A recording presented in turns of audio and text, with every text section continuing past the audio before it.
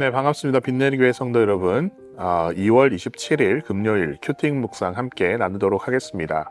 오늘 우리가 함께 볼 말씀은 마가복음 8장 14에서 21절까지만 보겠습니다. 제자들이 떡 가져오기를 잊었음에 배에 떡 한 개밖에 그들에게 없더라. 예수께서 경고하여 이르시되 삼가 바리새인들의 누룩과 헤롯의 누룩을 주의하라 하시니 제자들이 서로 수군거리기를 이는 우리에게 떡이 없음이로다 하거늘 예수께서 아시고 이르시되 너희가 어찌 떡이 없음으로 수군거리느냐 아직도 알지 못하며 깨닫지 못하느냐 너희 마음이 둔하냐 너희가 눈이 있어도 보지 못하며 귀가 있어도 듣지 못하느냐 또 기억하지 못하느냐 내가 떡 5개를 5,000명에게 떼어줄 때에 조각 몇 바구니를 거두었더냐 이르시되 열둘이니이다. 또 7개를 4,000명에게 떼어줄 때에 조각 몇 광주리를 거두었더냐 이르되 7이니이다. 이르시되 아직도 깨닫지 못하느냐 하시니라. 이 예수님께서 지금 언급하고 계신 떡 5개의 빵으로 이제 군중들을 먹이신 기적은 4개의 모든 복음서에 기록되어 있습니다. 이 각 복음서마다 이 강조점이 좀 다르긴 하지만 요한복음의 기록을 읽어보면요, 이것에 대한 매우 많은 분량을 할애해서 이 사건을 해설해주고 있습니다. 즉, 이스라엘이 광야에서 먹었던 하늘의 양식 만나를 떠올리게 하는 이 오병이어 사건은 예수님이 생명의 빵이 되심을 보여주고 있는 것입니다. 이 누구든지 예수 그리스도를 먹는 자, 즉 그의 말씀을 듣는 자는 영원한 생명을 얻게 된다는 의미를 담고 있는 것입니다. 자, 오늘 우리가 읽은 이 마가복음의 본문은 예수님께서 빵 5개로 5,000명을 먹이시고 12바구니를 남기신 사건, 그리고 얼마 지나지 않아 빵 7덩어리로 4,000명을 먹이시고 7광주리를 남기신 사건 직후에 일어난 일입니다. 아울러 요한복음을 통해서 방금 말했던 것처럼 우리는 예수님께서 자신이 생명의 빵이 되신다는 사실을 이러한 사건들을 통해서 명확하게 설명하셨음을 알 수 있습니다. 자, 그렇다면 적어도 제자들은 이 변화되어야 하지 않았겠습니까? 즉, 수중의 빵을 바라볼 것이 아니라 예수님을 바라보는 사람들이 되어야 하지 않았나 이 말입니다. 그러나 14절에 보면 우리는 그들이 여전히 자신의 손에 있는 빵에 대해서 염려하고 있음을 발견할 수 있습니다. 제자들이 떡 가져오기를 잊었음에 배에 떡 1개밖에 그들에게 없더라. 자, 참고로 이 개역개정에서는 떡이라고 표현을 했지만 여기 아르토스는 당시 유대인들이 주식으로 여겼던 피타와 같은 납작한 빵을 의미합니다. 따라서 우리에게 더 와닿는 표현, 더 알맞은 표현은 밥이라고 번역하는 것이 더 좋았을 것입니다. 그러나 이 한국 성경으로 번역을 할 때 빵과 가장 유사한 한국적 형태가 떡이기 때문에 떡이라고 번역한 것으로 보입니다. 다만 저는 성경적으로 이 빵이라고 표현하는 것을 더 선호합니다. 이 제자들과 예수님께서 함께 배에 올랐는데 빵이 한 덩어리밖에 없다는 사실을 깨달았습니다. 이 제자들은 먹을 것이 부족하다는 사실에 혼란스러워하기 시작했습니다. 자, 이런 당황함은 우리에게도 낯설지 않은 것 같습니다. 그렇지 않습니까? 우리는 늘 빵 때문에 고민을 합니다. 여기서 제가 말하는 빵은 이 부분에서 전체를 나타내는 제휴적인 의미를 의미합니다. 즉, 단순히 빵만 의미하는 것이 아니라 우리의 생계에 필요한 모든 수단들, 즉 물건, 직업 또는 생활비 등 삶을 영위하기 위해 필요한 모든 것을 의미한다고 할 수 있겠습니다. 자, 우리는 이렇게 무엇을 먹을지, 무엇을 입을지 항상 고민을 하며 살아가고 있습니다. 그러니까 이것이 오늘 우리의 모습과 다르지 않아 보입니다. 유사한 것 같습니다.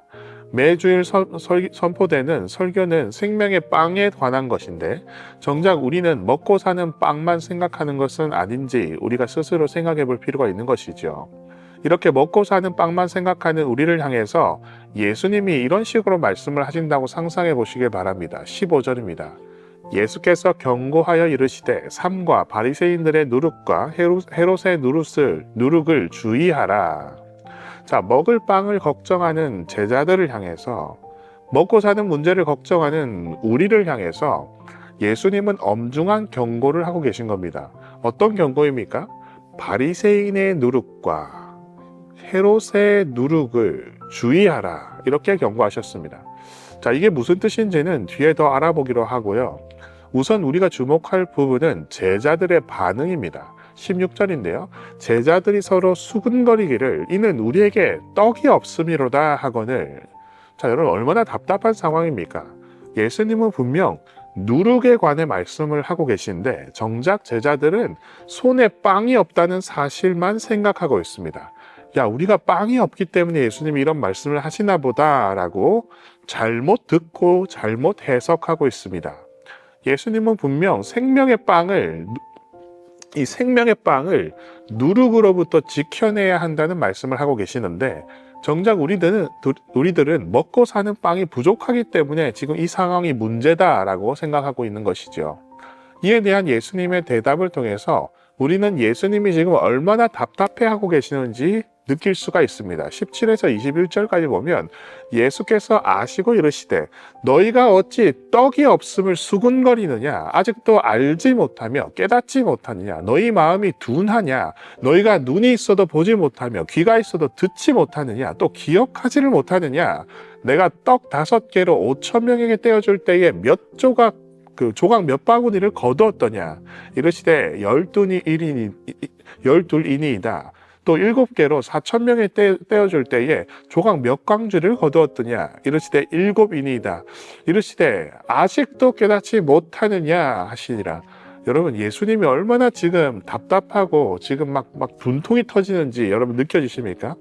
자, 그리고 제자들의 모습을 보십시오. 이런 제자들의 모습을 보고 우리가 뭐라고 하죠? 대답은 잘한다 이라고 하지 않습니까?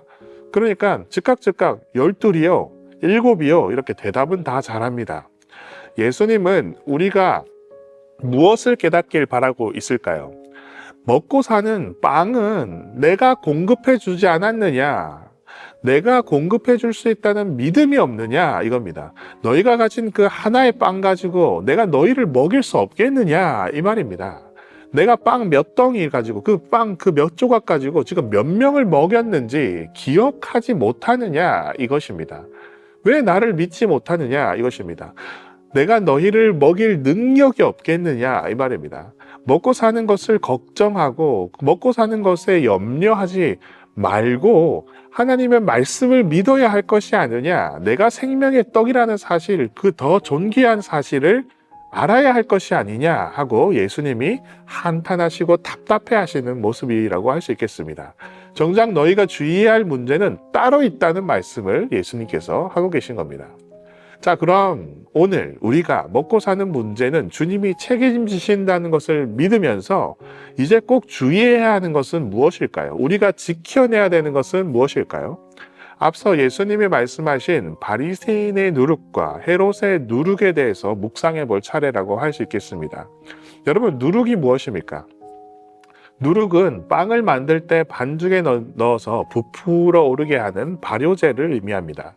즉, 누룩은 원래 상태에서 과장된 형태로 변형시키는 기능을 합니다. 따라서 예수님께서 말씀하시는 비유적인 경고는 이것입니다. 너희가 생명의 빵을 지금 가졌다는 겁니다. 생명을 가졌다는 겁니다. 근데 이 생명의 빵의 원래 형태를 누룩을 넣어서 이것을 부풀어 올려서 변형시키지 말라고 하시는 말씀입니다. 주님은 특히 2가지 누룩의 종류에 대해서 언급하고 계십니다. 한 가지가 바리새인의 누룩이고 다른 한 가지가 헤롯의 누룩입니다.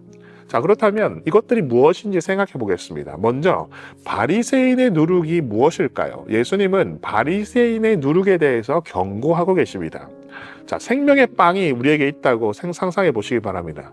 근데 이 생명의 빵을 가진 우리가 이 바리새인의 누룩을 이 위에 이렇게 넣게 되면 어떤 현상이 일어날까요? 바리새인이 어떤 사람들입니까? 종교적 형식과 위선으로 자기 자신을 드러내고 의시되는 사람들이었습니다.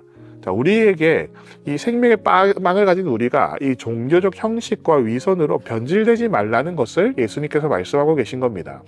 예수님은 바리새인들이 겉으로는 경건해 보이지만 속에는 탐욕이 가득하다고 항상 질책해 오셨습니다.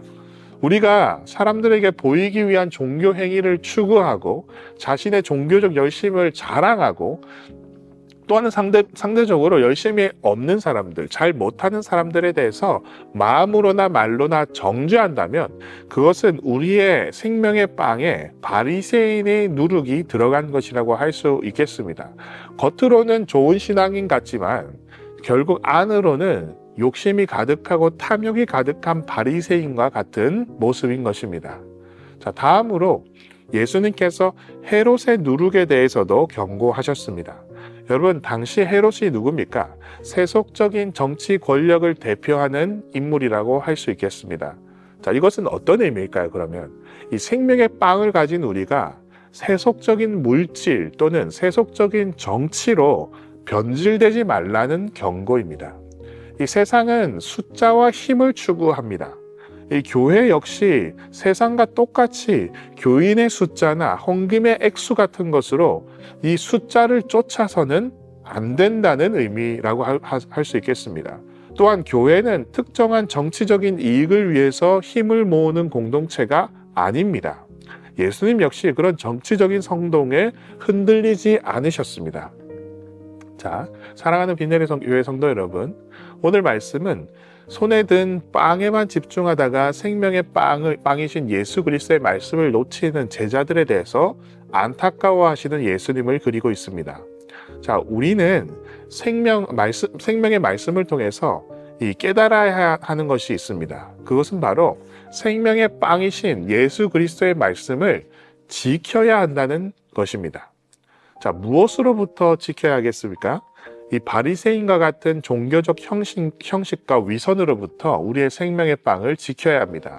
또한 헤롯과 같은 세속적인 물질과 정치로부터 우리의 생명의 빵이신 예수 그리스도를 지켜야 하겠습니다. 자, 그렇다면 오늘 기도할 때 우리가 어떤 기도를 할 수 있을까요?